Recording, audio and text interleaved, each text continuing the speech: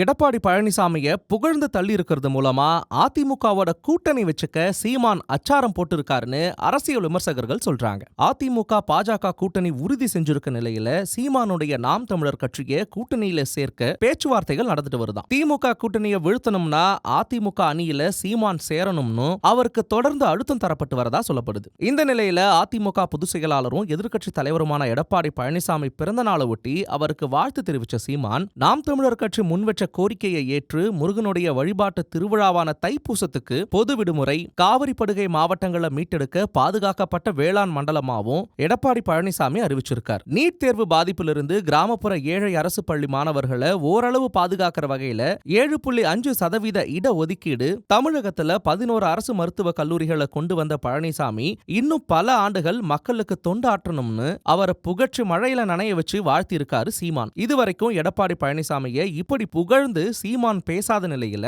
இந்த வாழ்த்து செய்தி அரசியல் முக்கியத்துவம் வாய்ந்ததா பார்க்கப்படுது. அதிமுக நாம் தமிழர் கட்சி கூட்டணிக்கும் இது அச்சாரமா போடப்பட்டிருக்கிறதா அரசியல் புள்ளிகள் கருத்து தெரிவிச்சிருக்காங்க.